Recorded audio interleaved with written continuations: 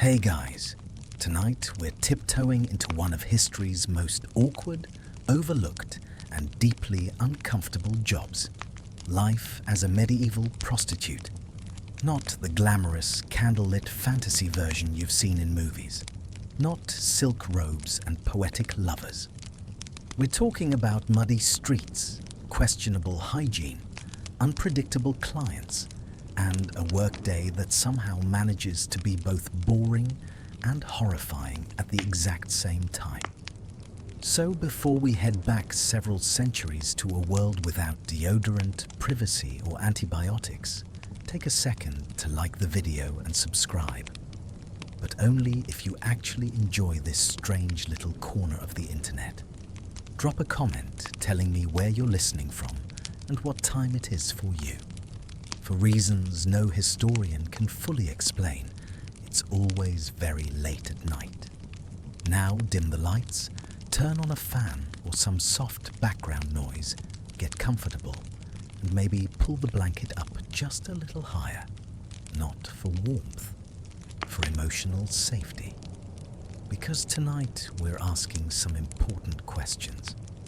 What did a medieval workday actually look like when your job came with legal restrictions, moral judgment, and zero health insurance? Who were your clients, and why did so many of them smell like soup? How did you eat, sleep, bathe, survive illness, avoid violence, and still find a way to laugh at the absurdity of it all? Could you survive a single day navigating medieval laws, church shame, and men who thought washing once a year was ambitious? And now, congratulations. You've just woken up in a medieval town. The year is somewhere in the 1300s. Your room is cold, the floor is dirt, and outside someone is already yelling about bread prices. This is your life now. Let's begin. You wake up not to an alarm clock, but to noise. Carts rattling over cobblestones, animals arguing with each other, and someone coughing like it's their full-time profession. Your room is small, dark, and smells faintly of old straw and last night's regrets. You're in a part of town that polite people pretend doesn't exist, even though they visit it regularly. This is the edge of medieval society, where you're tolerated, regulated, and quietly judged before breakfast. The bed beneath you is less a bed and more a suggestion of rest. A wooden frame, a sack of straw that has seen better centuries, and a thin blanket that does not believe in warmth. You stretch carefully because sudden movements are how you discover new aches. Your joints protest like unpaid workers. Somewhere outside, a pig squeals with the confidence of someone who knows exactly what their day is going to be about. You do not share that certainty. The air is cold, even indoors, because medieval buildings were excellent at keeping things in, except heat. You breathe in and immediately regret it. The smell is a complex blend of damp wood, smoke, stale ale, and the unmistakable scent of human proximity. This room has hosted many stories, none of them long-term. The walls are thin, the privacy thinner, and the moral judgment somehow thick enough to seep through stone. You sit up and take inventory. Shoes, present, though one is more optimistic than intact. Clothes, folded nearby, worn but serviceable. Your body, functioning, which is always the first victory of the day. In medieval life, waking up alive already counts as a small miracle. The church bells in the distance begin their morning commentary, reminding everyone of God, time, and the many ways you are probably disappointing both. Outside your window, if the small opening in the wall qualifies as a window, the street is already awake. Vendors shout about bread. Someone yells about a missing chicken. A pair of men argue loudly about whose turn it was to clean something no one actually wants to clean. This is the soundtrack of your mornings. Chaos, commerce, and mild outrage. You live in a district officially designated for people like you.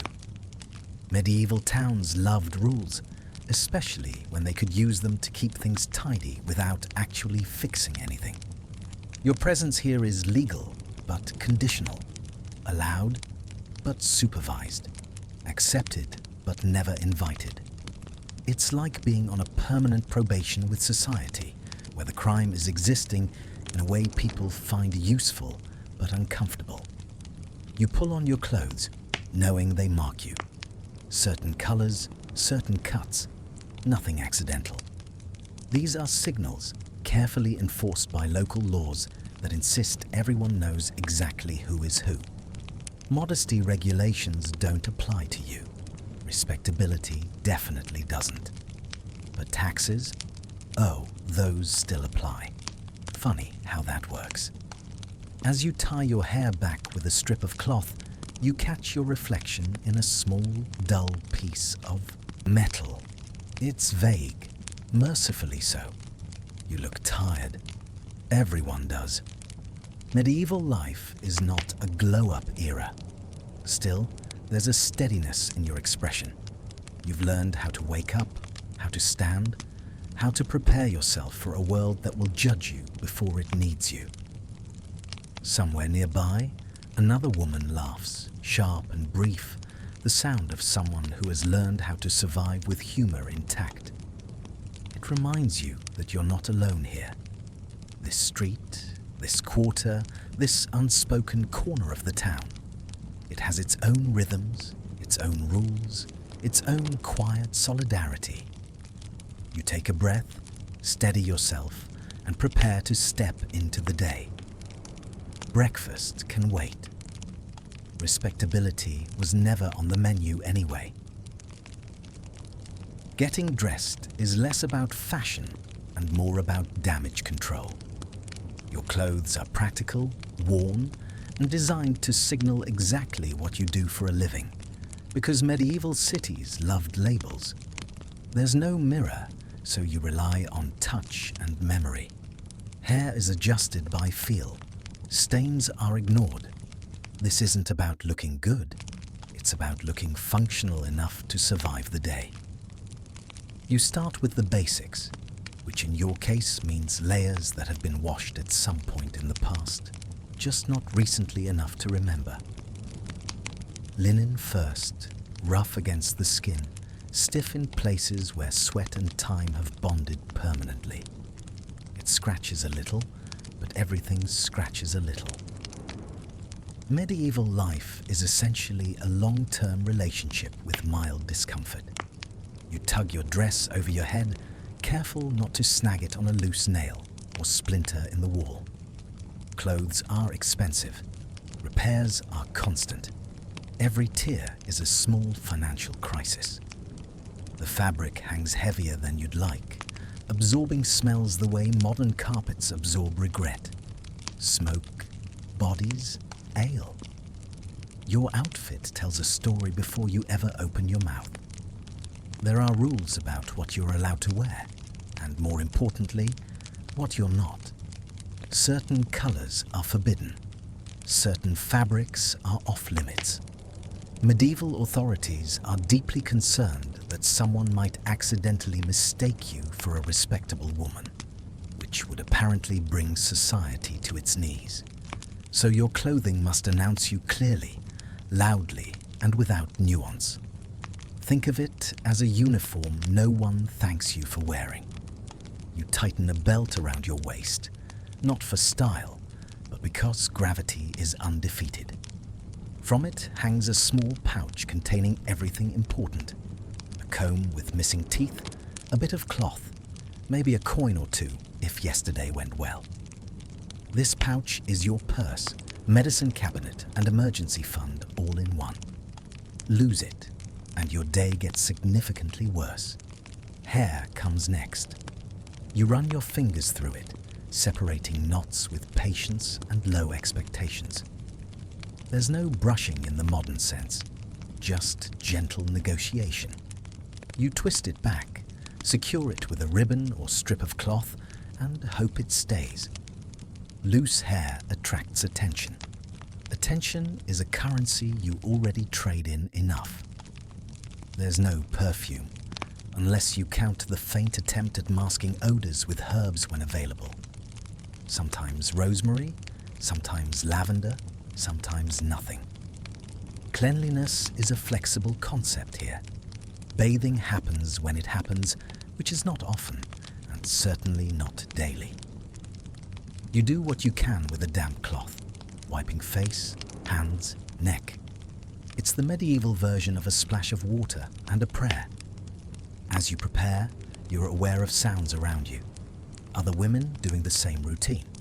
Footsteps overhead, a door slamming, someone coughing again, still committed to that bit. Privacy is a rumor. Everyone hears everything. The walls are excellent listeners. You check yourself by feel. Fingers smooth fabric. Adjust. Neckline. Make sure nothing is torn beyond repair. This isn't vanity. It's risk management. Clothes that slip or fail at the wrong moment invite trouble. You've learned this the hard way, like most things. Before leaving, you pause. Not out of ritual exactly, but habit. A moment to steady yourself. To put on not just clothes, but composure. The version of you that can handle comments, stares, negotiations, and assumptions. It's a performance, but a necessary one. You step toward the door, ready enough. Mirrors would be nice. Privacy would be nicer. Hope feels optional. You settle for preparation. It has to be enough. Food is whatever you can afford, and whatever hasn't gone bad yet, which is a thrilling mystery every morning. Bread is the foundation of your diet, and also your main emotional support. Water is risky. Ale is safer. You eat quickly because time is money, and also because you don't want to think too hard about what's floating in your cup. You start the day by assessing bread, not choosing it, assessing it.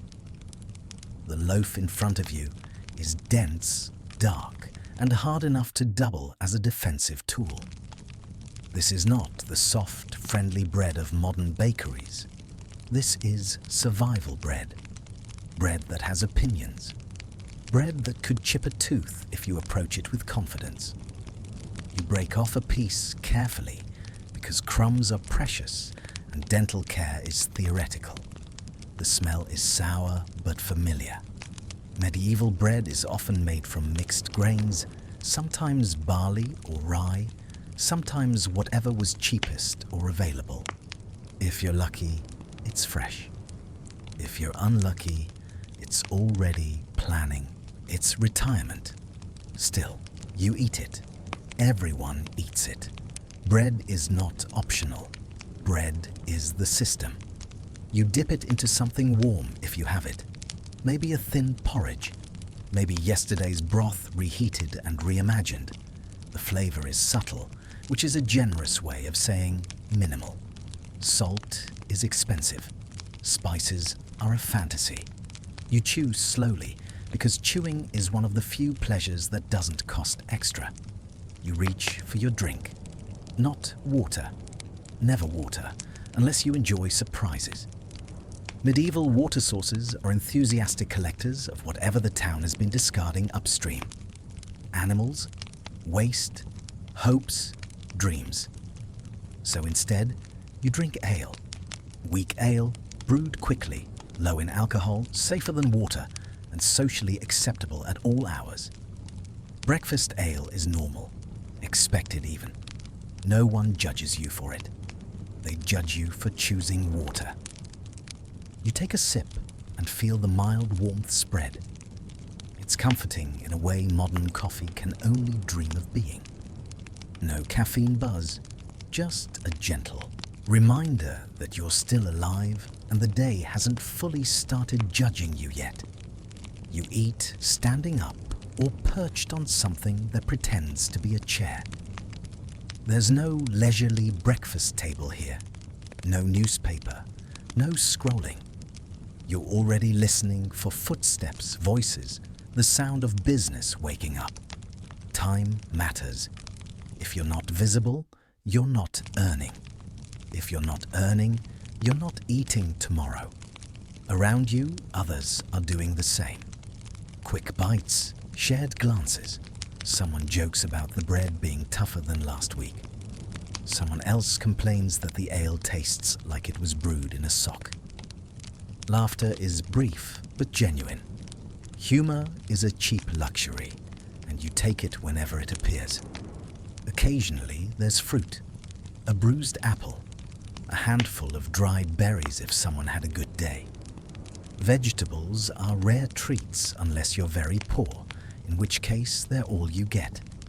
Meat is occasional and suspicious.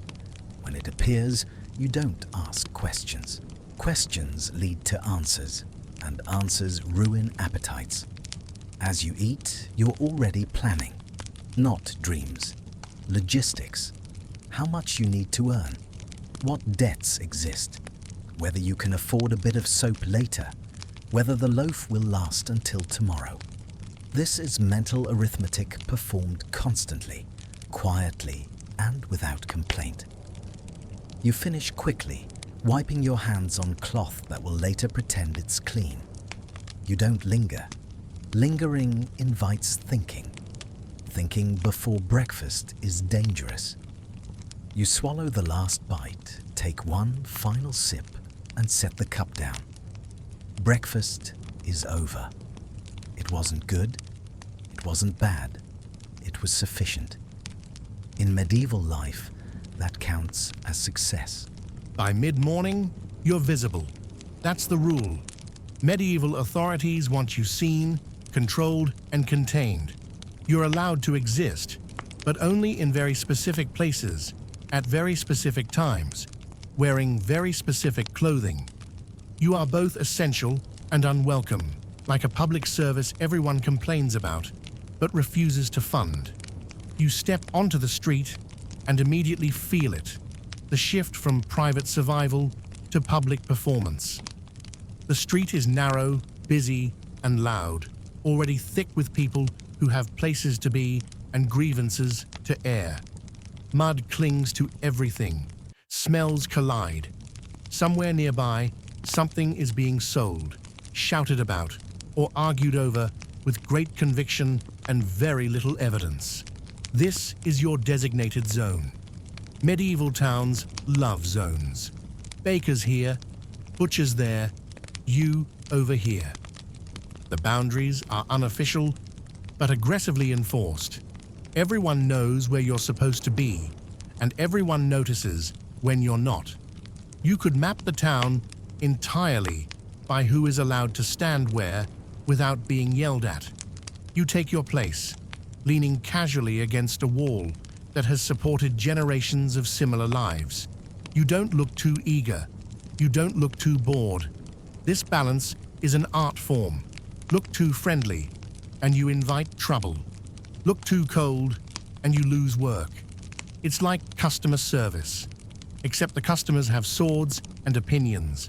Eyes follow you constantly, some curious, some disapproving, some pretending not to look while looking very hard. Wives pass by quickly, eyes forward, lips tight. Husbands glance sideways with the subtlety of a collapsing roof. Children stare openly. Because children haven't learned hypocrisy yet. The church pretends you're not there, except when it very much wants to talk about you. And then there are the officials, the watch, the clerks, the men whose job it is to remember your name, your face, your fees. Because yes, there are fees. Taxes for existing, licenses for working, fines for standing wrong. Medieval bureaucracy is alive and well, and it knows exactly where to find you. You comply. Mostly. It's easier. Resistance is expensive, so you wear what you're told. You stand where you're told. You keep moving when you're told. You have learned that survival here isn't about freedom. It's about flexibility. Occasionally, someone shouts something unpleasant. A moral opinion, a joke, an insult disguised as humor. You don't react. Reacting is fuel. Silence is armor. You've built a thick one over time. The street itself is relentless. Carts splash mud onto your hem. Animals wander freely, unconcerned with personal space or sanitation. A fish seller walks past, leaving a trail of scent that lingers far longer than courtesy would suggest. You breathe shallowly and carry on. Despite everything, this street is also where information travels. News of outbreaks, new laws. Which tavern is unsafe? Which official is collecting extra today? You listen carefully. Knowledge is currency. Gossip is infrastructure. As the morning stretches on, you begin to recognize patterns. Regulars pass through. Faces blur. The sun shifts slightly, warming one side of the street while the other stays damp and cold. You adjust your position instinctively, chasing comfort where you can find it. You are seen by everyone and known by no one. Documented, regulated, and reduced to a function. And yet, here you are, upright, alert, adapting. The street doesn't care who you are. The rules don't care how you feel. But you learn to navigate both with quiet skill. You straighten your shoulders, shift your weight, and keep watch. The street is watching too.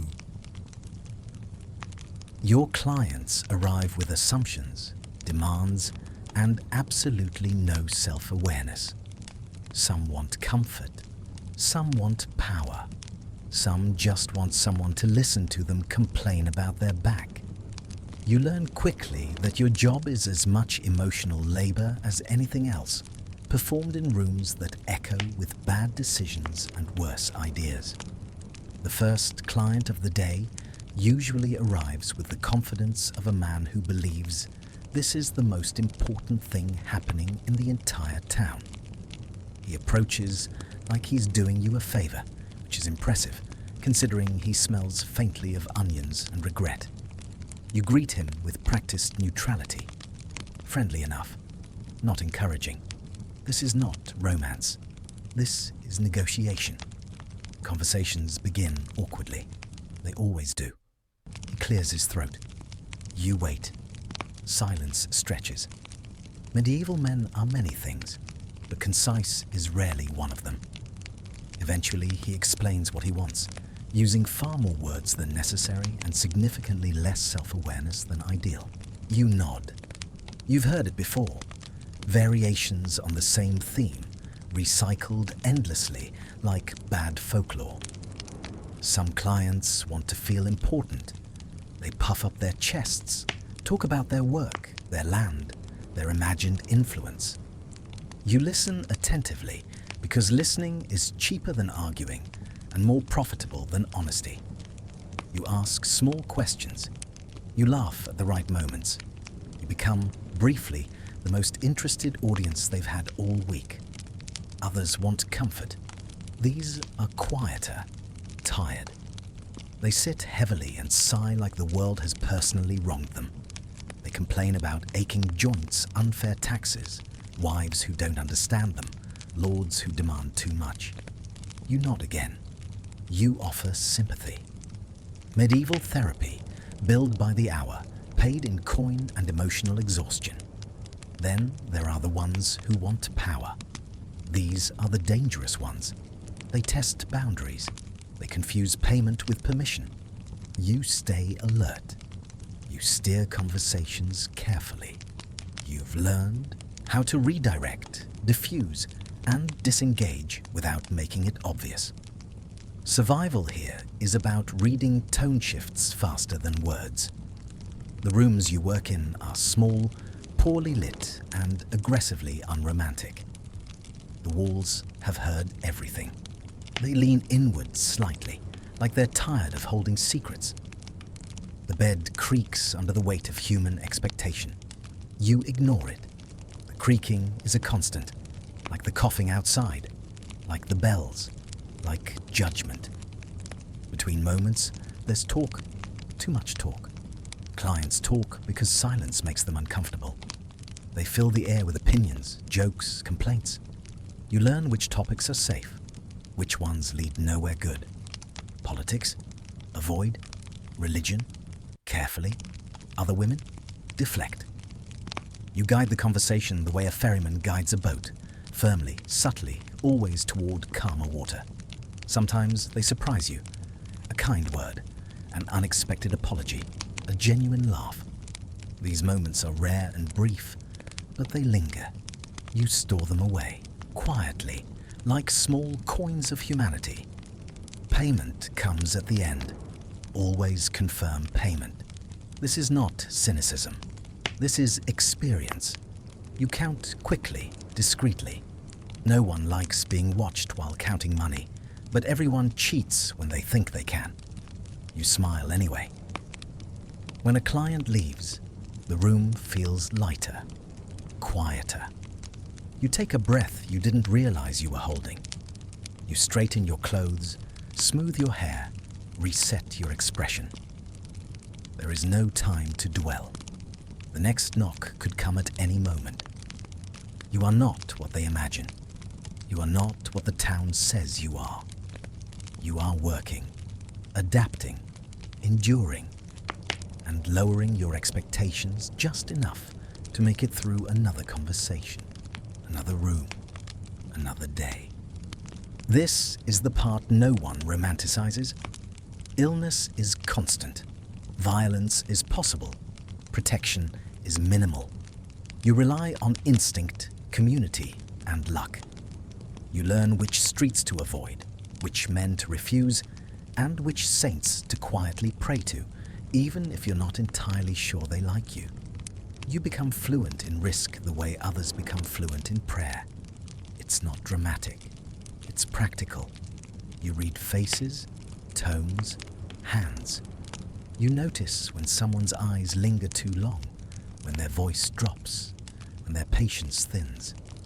These are not social cues. These are early warning systems.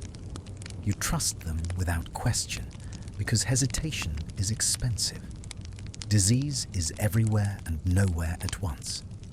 You don't know what germs are, but you know sickness when you see it. Fevers that arrive suddenly, sores that don't heal, coughs that linger and then disappear, taking someone with them. You've learned which signs mean trouble and which ones you can ignore. Medieval medicine offers comfort, superstition, and a strong belief in balance. None of these are particularly reliable. Protection is mostly theoretical. There are rules about who can touch you, when and how. But rules only work when someone is enforcing them. Sometimes the watch helps. Sometimes it looks the other way. Sometimes it shows up later and asks questions that don't change anything. You don't count on protection. You count on distance, timing, and knowing when to say no in a way that doesn't sound like no. Violence is not constant, but the possibility hums beneath everything, like a low drum beat you've learned to live with. Most days are uneventful. Some days are not. You learn quickly which clients are safe, which are unpredictable, and which should never be alone with you. Refusal is an art. Too firm invites anger. Too soft invites persistence. You find the narrow path between them and walk it carefully. Community matters more than anything. The other women watch out for you. They notice who goes where, who leaves angry, who doesn't come back. Information spreads quietly and efficiently. Warnings are passed along in fragments, looks, gestures, half sentences. You learn to listen closely because someone else's mistake can become your lesson. There are rituals for staying well, not effective ones necessarily, but familiar ones. Washing when you can, changing linens when possible, burning herbs to clear the air, carrying small charms, medals, tokens blessed by someone who claims authority. You don't question it. Belief is lighter than fear. When illness does come, and it does, you hope it's minor. A fever that breaks, a cough that fades. You rest when you can, which is not often. You work through discomfort, because stopping means hunger. There is no sick leave. There is only endurance. You've learned which saints to appeal to. Saints for healing, saints for protection, saints for forgiveness, though you're not entirely convinced forgiveness is the problem. You whisper prayers quickly, efficiently, without expectation. It's less about faith and more about habit. It gives your mind something to hold on to. At night, when the street quiets and the noise fades to distant murmurs, the fear gets louder, not overwhelming, just present. You lie awake sometimes, listening for footsteps, counting breaths, measuring the day you survived against the one waiting tomorrow. Sleep comes eventually. Exhaustion always wins. Staying alive here isn't heroic. It's repetitive. It's cautious. It's choosing the safer option again and again until it becomes instinct. You don't think of it as bravery. You think of it as Tuesday.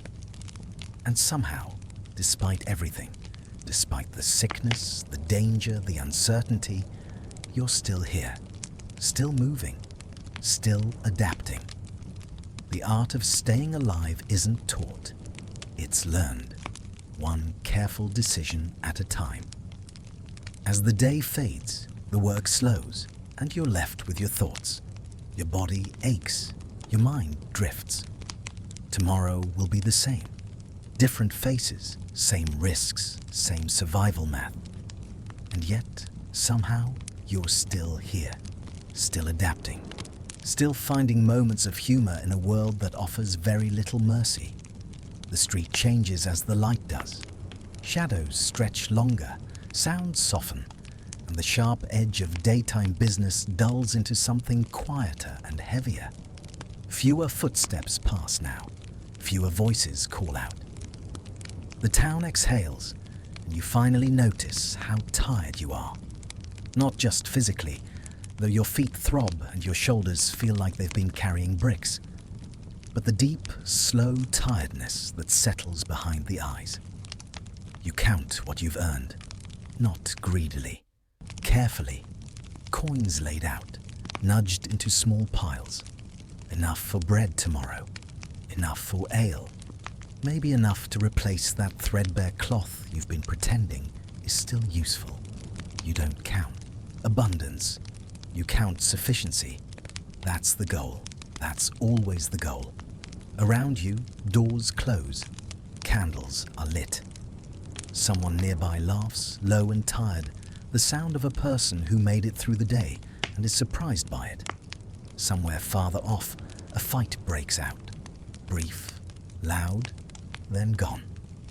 The town never fully sleeps. It just becomes less honest about what it's doing. You head back to your room, stepping carefully through familiar paths.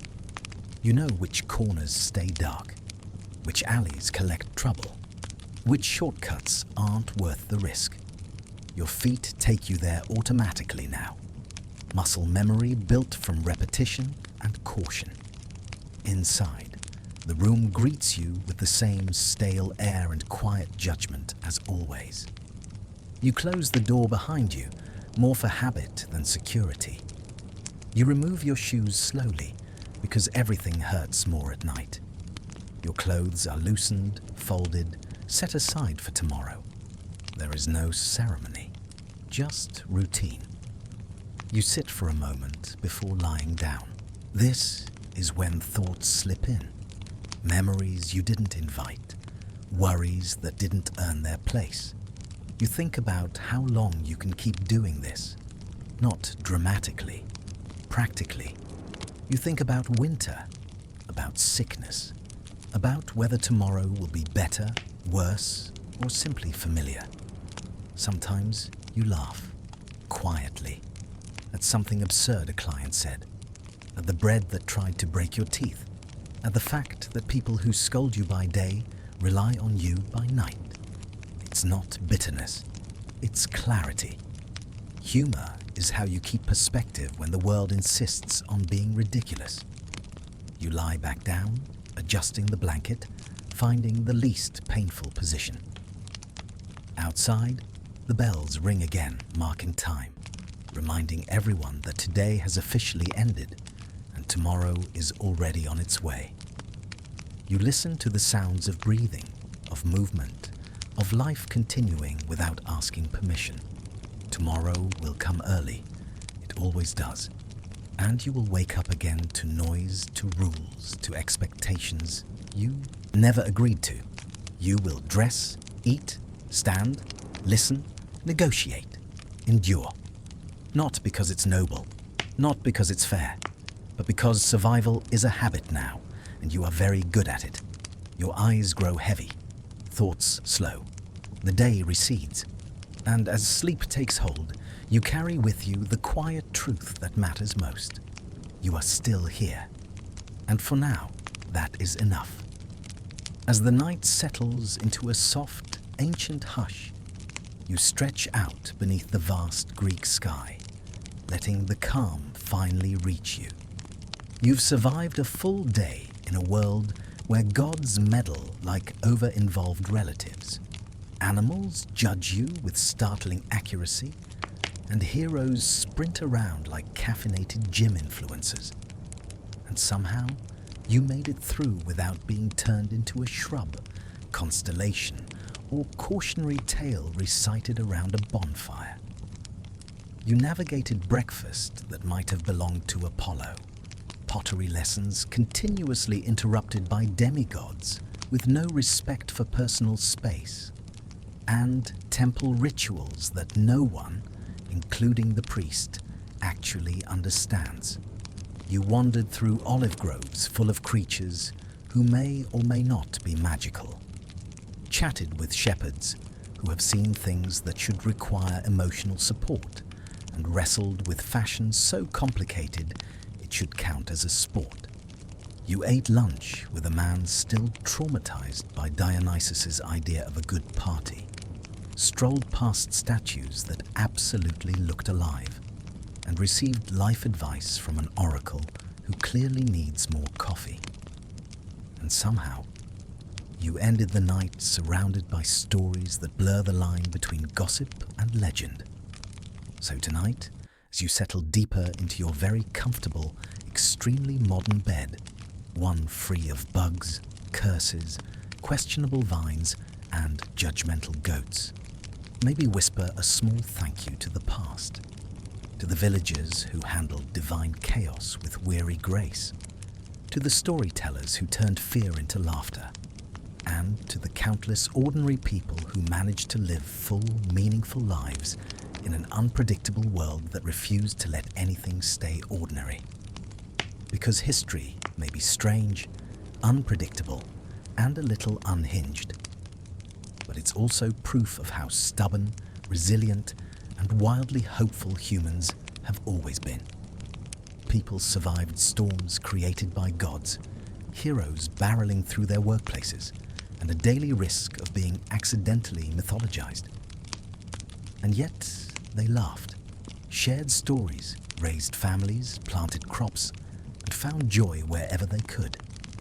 And here you are now, safe beneath your blankets, listening to their world drift gently into yours. Let the weight of today fall away. Let the noise soften. Let the myths fade into distant stars. You're warm, you're safe, and the only thing on your schedule tomorrow is waking up. So close your eyes. Sink into stillness. Let sleep come quietly, like a gentle breeze through the olive trees.